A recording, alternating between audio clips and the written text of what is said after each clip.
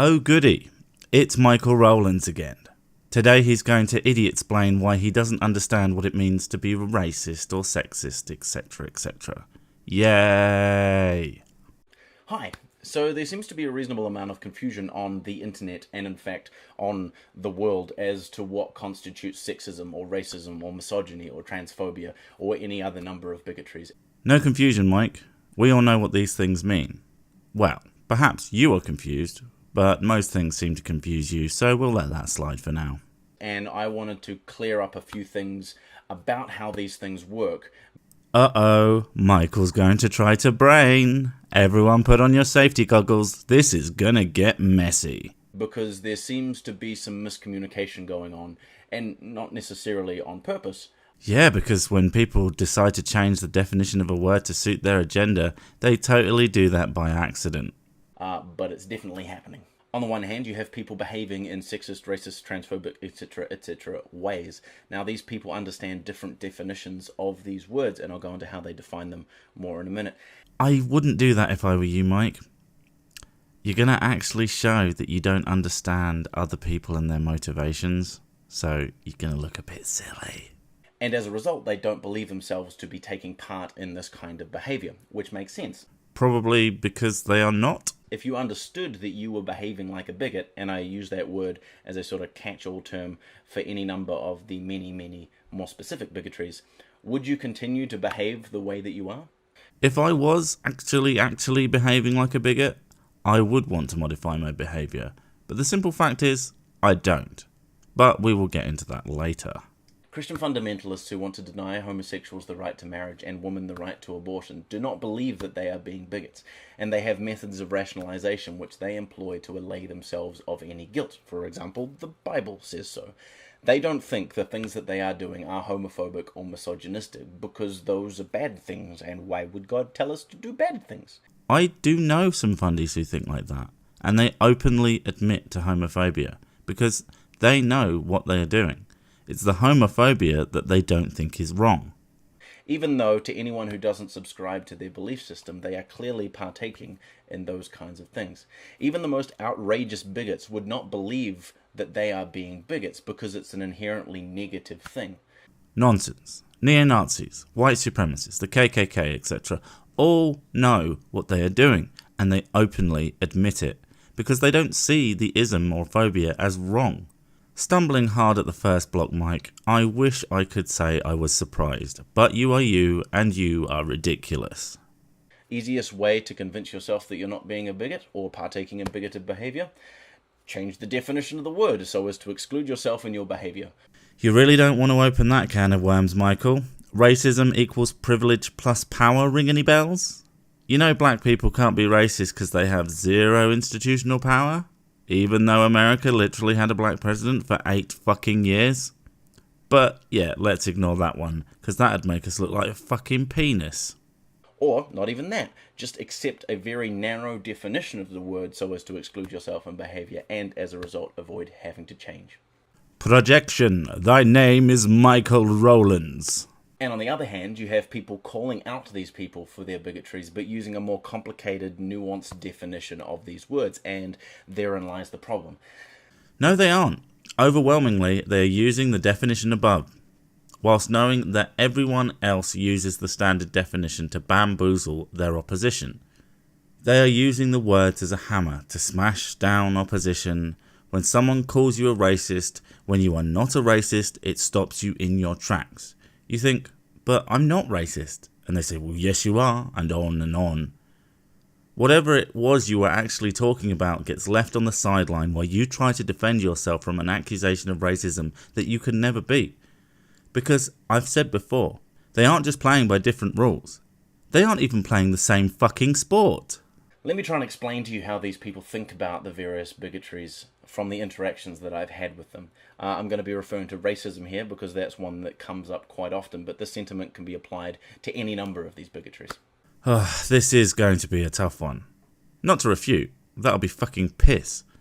But just listening to one person be so fucking wrong about pretty much everything is really, really taxing. Racism is an intense, overt hatred for people of a certain race. It manifests in an open contempt for that race of people, often leading people to join groups like the KKK or perform acts of violence against people of that race.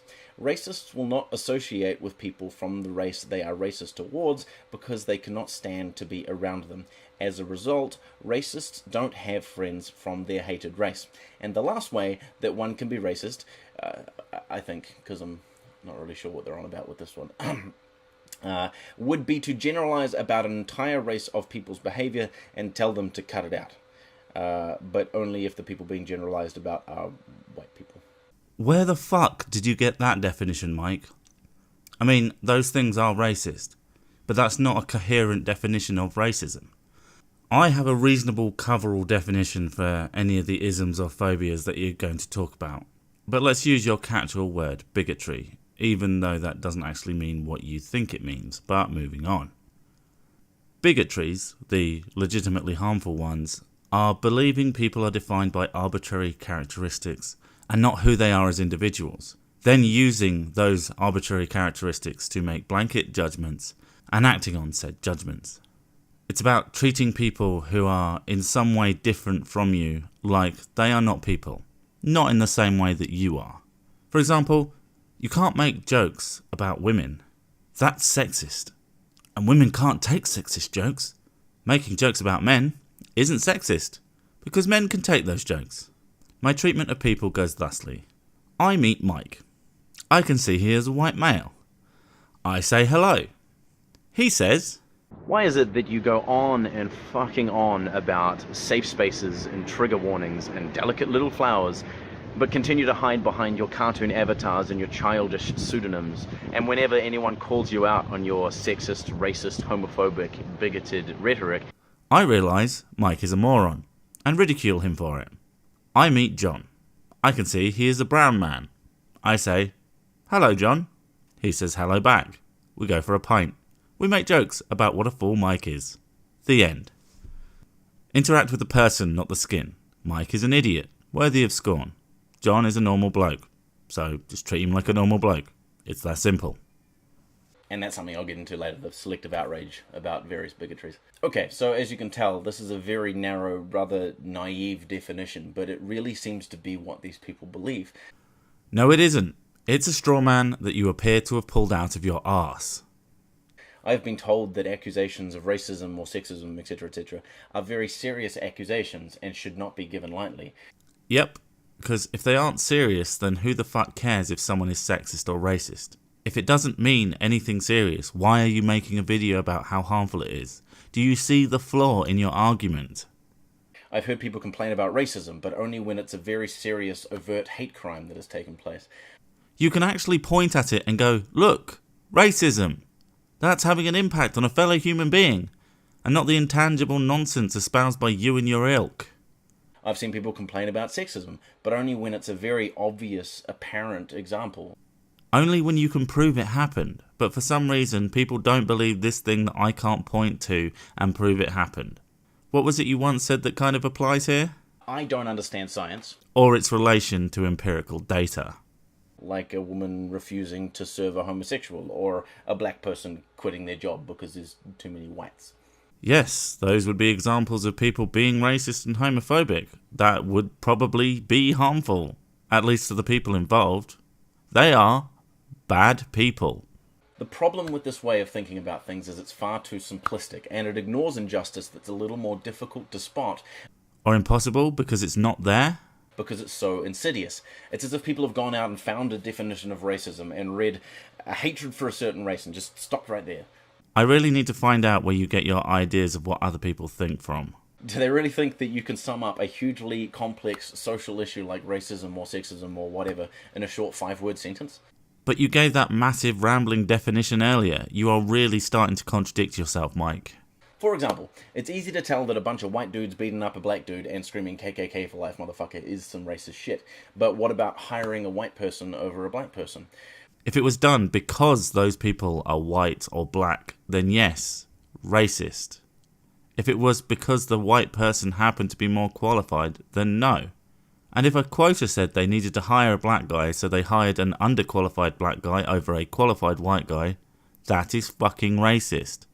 And it would still be racist if the roles were reversed, because you are not treating people the same regardless of arbitrary characteristics.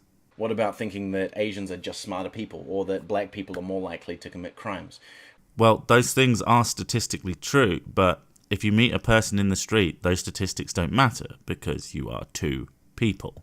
What about swiping left on your Tinder because you just don't find black women attractive?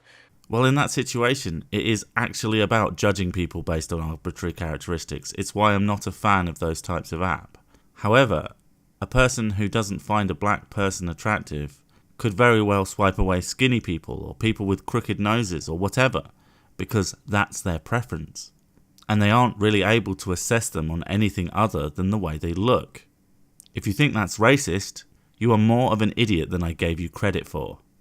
What about crossing the street when you see a group of black men standing around on the sidewalk? Most people cross the street when they see a group of rowdy men, regardless of skin colour. Should we walk through threatening groups in order not to appear racist? Or should we avoid anyone that might pose a risk to our personal safety, regardless of what they look like? What about thinking that all women from certain cultures are exotic beauties? Anyone who is not from your culture is exotic by definition. It's literally what the word means, Micheal. Or that certain cultures or races are inferior or more primitive than yours? Thinking races are inferior or more primitive is racist. Thinking a culture that cuts the tips off of young boys' cocks for no reason other than aesthetic leaves something to be desired is not racist. Now, I'm not saying that anyone who believes these things or engages in this sort of behaviour is a full-blown racist and terrible person. If they engage in the ones that are actually racist or what have you, then yeah, they kinda are. But what I am saying is that these things are racist in and of themselves, and recognising that by engaging in some self-reflection, Mike, it would be funny if it were not so sad. can allow you to become more aware of some prejudices or biases that you may hold that can be harmful to other people. Or you could treat everyone the same way regardless of shit that doesn't matter. And that kind of brings me to one of the main points that I wanted to make. Don't lie about having a point, Micheal. If someone calls you a racist, or calls something that you do racist, they are not saying, you're obviously part of the KKK, and you want to lynch black people, and you're a horrible person, and you should go and kill yourself, you abhorrent piece of shit. Well, they are saying you're a horrible person, because racists are horrible people. What they are saying is that you should take a look at the things that you are saying or doing, or even at the beliefs that you take for granted, and recognise that they could be harmful to other people. I know, right? Treating everyone the way you would have them treat you? Fucking despicable. And I think this is great, because, speaking for myself here, self-reflection and assessment of one's beliefs and biases is not easy. Isn't really that hard, Mike. I do it every day. I do it every time I make a video. I do it every time tries to call me one of those things. And I always come back to, if I believed anything different about the best way to treat other humans, I would probably be the things they are calling me. Especially if you're holding unconscious prejudices or biases. They just seem normal to you, maybe even invisible. Non-existent even. But when someone points them out to you, they become more apparent and allow you to assess them and maybe even make some meaningful changes. Or if you're like me, you say, well, that simply isn't true, and move on while the moron who made the accusation says something about fucking a white male. For example, I was hanging out with some friends one day playing some games, and someone said something about women, and I responded in a way which I thought was funny. Turns out I was being rather sexist. I can't actually remember the details, it was fucking years ago, but it was the same sort of joke I would have made a million times before that, and so there was no way I considered it to be sexist. When you made that joke, did you think, ho ho ho, this is funny because women are worth less than me? Or did you say it because it was absurd? What was the context? These things matter, Mike. They can help you define whether there was sexism or if someone made a fucking joke. Although I'm sure it wasn't funny because, well, you are you. Later that day, my friend pulled me aside and said to me, hey man, you probably shouldn't make jokes like that because it's kind of sexist. I was kind of offended. And so you should be.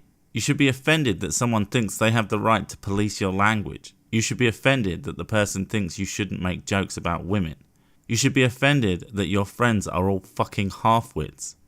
And then you should take that offence and go, and move on.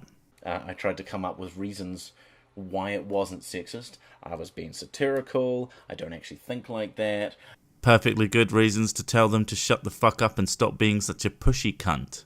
Don't let people bully you into silence, Micheal. In fact, I am a feminist, and I do lots for women's rights, so it's totes okay. And then they said, sounds good to me. I should just grow a sense of humour and stop being such a wanker to my friends. And then you lived happily ever after.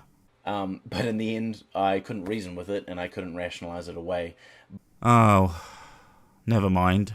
But the realisation helped me to assess some of the more harmful beliefs I was holding and make some changes for the better. So you did think women are less than you? What a great feminist! So, again, it's not about being made to feel like an awful, horrible person, or that you hate all women, or something like that. Well, it is if you're a misogynist, Micheal. Though I can understand how it could come across like that. It's about helping you to recognise beliefs, or biases, or prejudices that you hold that may be harmful to other people. No, it's not. Otherwise you wouldn't spend so much time trying to shut people down, Mike. You and your brain trust have on more than one occasion attempted to get a certain someone shut down, and you constantly call him all these things. It's fucking pathetic. And I can only speak for myself in this case, but that's how I think about it when I call people on their various bigotries. Sure you do. On your sexist, racist, homophobic, bigoted rhetoric. Except, I'm having a hard time believing you. That being said, I know that many of my friends also think about it that way. That's because you live in an echo chamber. It's why you can't actually define what your opposition thinks in any way that makes sense. If you did understand, you might actually have to start thinking. So I think it's important that if someone calls you sexist or whatever, you ask them to clarify what they mean, rather than just assuming they're doing it to insult you or make you feel like a bad person. I do. I assume they don't know what the fuck they are talking about because, well, they don't. And then when they give me their explanation, I deconstruct it and show them why and how they are so wrong. Usually, they never speak to me again. I assume sometimes it's because of embarrassment. Sometimes it'll be that they're pretending that the conversation never happened. And I realise that's difficult in the heat of a raging internet argument over Twitter, but I think it's important to keep in mind. I mean, what's worse? You having your feelings hurt because someone called you racist? Or you continuing to hold beliefs about certain people that are harmful and can help to perpetuate the marginalisation of that group of people? I'm far more concerned with people misusing words in order to shut other people down. Or that, instead of arguing against the merits of someone's argument, they scream racist. Even if the person were racist, if their argument were true, it wouldn't actually matter. So address the fucking argument. I know for me, I would prefer not to add to the marginalisation of marginalised groups, but I suppose that requires one to engage in some empathy and compassion, which is not the easiest for some people. Fuck you, Mike. You don't know what empathy is. Empathy is the ability to put yourself in someone else's shoes. An empathetic person can put themselves in the mind of anyone, even those they vehemently disagree with. That way, they can understand why they think what they think. You are apparently incapable of doing that. All you do is create straw man after straw man of your opponent and tear those down instead. And you wonder why no one takes you seriously. I also think it's important to start to understand how things like sexism, racism, transphobia, etc., are far more complicated and nuanced than just beating up a black dude. Well, duh. That they can manifest in far more insidious ways that can affect the way that we think about and treat other people. Oh my god, right there, Mike, right there. It's about how you treat people. So just treat everyone the same basic way. God, you're so close. Another way in which various bigotries can manifest is in the perpetuation of misleading or false ideas about a group of people.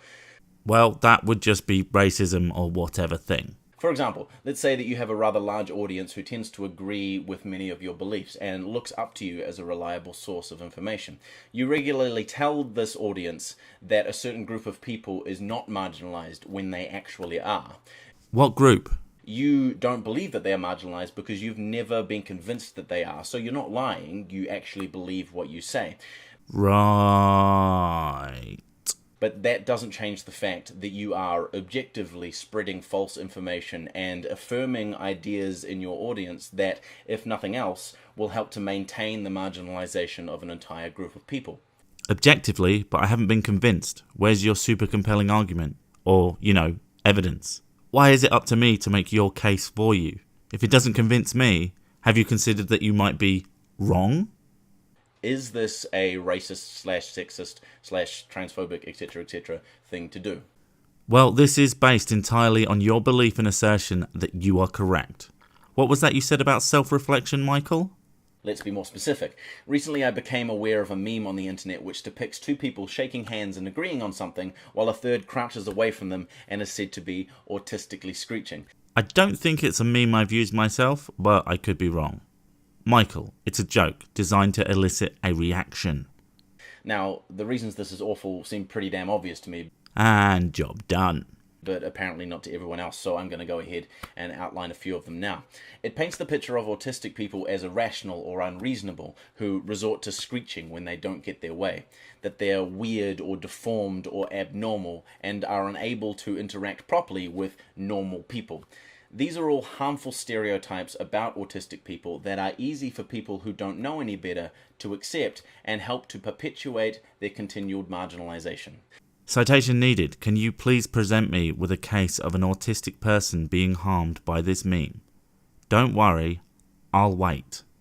Now, if a creator with a large audience uses this meme, that adds to its acceptance by their audience and further normalizes these harmful ideas. This is ableism, the perpetuation of harmful ideas which actively contribute to the marginalization of disabled people. Where exactly do you live, Mike? Where do you live where people are leading the mentally handicapped around on leashes and using them as a sort of slave class? Maybe it's not that bad. Maybe people simply leave them completely alone and isolated to wither and die. Oh, that doesn't happen either. We in fact live in a society that supports people with these conditions. That we as a society decided that the best thing to do was provide them with the help they need to be part of society and lead full and enriched lives. I have no problem with that meme. I would even use it myself. And if my audience were so fucking stupid that they thought that picture suddenly meant that they could start abusing the less fortunate, I would ask them to kindly unsub and go walk into the fucking sea. Provide me with one sliver of evidence that any of the effects you claim are happening anywhere in the civilized world. And if you can't, perhaps you should do more of that self-reflection you are so fucking fond of. But actually think this time. But if we just think about ableism as hatred for disabled people, then this behavior goes unchecked and becomes normalized, which maintains or furthers the marginalization of disabled people. Prove it. I mentioned before that when people are confronted about their bigotries, they often try to rationalize them, right after getting really, really offended, of course. So I wanted to talk about a few of those rationalizations and why they're so stupid. Or they defend themselves from unfounded and, quite frankly, ridiculous claims. Say, in that last example, when confronted about their ableism, they say, it's just a stupid joke, it's just a dumb internet meme. I don't actually think those things about autistic people. Fair enough. Move along. I'll stop being such a butthurt little bitch. Should be your response, but... Yeah, but the problem is you're still helping to perpetuate and normalize those harmful ideas in others, especially if you have a large audience that looks up to you. A wise man once said, you can be totally okay with gay people or trans people or disabled people and still help to perpetuate harmful ideas or make light of their marginalization. It was me. I said that. See, I know you understand how jokes are supposed to work. I think the problem is you have an underdeveloped sense of humour that when activated elicits such a strong and strange reaction that you think the world is ending. I think that's why you get so upset when someone does an actual funny. And what about the autistic people who will see it? How are they going to feel when they see they're being portrayed as this deformed, screeching individual? That a part of their identity that they have no control over is being used as a weapon to insult other people. So it's not only about perpetuating harmful ideas, but creating a hostile, shitty environment for other people. I think if they've been raised and treated like an adult, they won't care. And even if it was upsetting, they would brush it off. Unlike you, Mike. I would treat them like reasonable and rational adults able to deal with things in the world that aren't only flowers and sunshine. I'm sure they are going to face far bigger problems than a fucking drawing on the internet. Perhaps you might want to help them cope with shitty people rather than pretending the bad stuff doesn't exist? Imagine it in a workplace where your boss makes sexist jokes. When a person in a position of power partakes in such behavior, it legitimizes it. People are going to think that it's more okay and continue to foster a hostile environment for these people, such as women or trans people or other minorities. Again, prove it. And also, there are sexual harassment laws, so if it is a big deal, do something about it. And B, did you actually call women a minority? What the fuck? Basically anyone who's not a white, straight, cis man. AKA the worst kind of person, am I right, Mike? Now, I can already hear people screaming special snowflake at the screen, but they are more than likely white dudes who have never experienced such a hostile environment in their lives. Oh dear, Michael. There you go, making assumptions about people again. I think that's fucking bollocks. The only real marginalisation, as you like to put it, is living in poverty. I've been homeless. Have you? Here's the thing about poverty. It doesn't give a fuck what you look like. It fucking sucks. In equal measure for everyone who is afflicted by it. So how about you don't assume someone's life experience based on skin colour? You fucking legitimately racist piece of human trash. That's a bit far, but I'm getting real sick of your bullshit, Mike. When will you wise up and actually start listening to people instead of just assuming you are correct and they are scum? But if you can't take the heat, then get out of the oven, am I right? Yeah, but if you've lived your whole life in a nice, cozy, warm bread box, then you're not really in a position to lecture people on standing the heat, are you? Well then, why don't you shut the fuck up, Michael?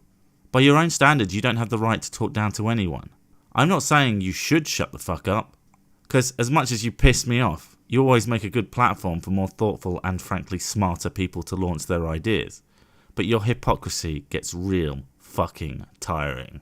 Another rationalization I hear a lot is, I can't be transphobic, I've got lots of trans friends and they're fine with the things that I say. When someone explains to you, I'm not X because I have friends who are Y, what they are trying to drill into that abnormally thick skull is that if they thought that group were less than them, that they thought they were all wrong and all the myriad of things you accuse them of being and doing, then why would they be friends? Surely they wouldn't tolerate each other. This makes absolutely no sense whatsoever, and is essentially the same as saying, I am trans, therefore I cannot be transphobic.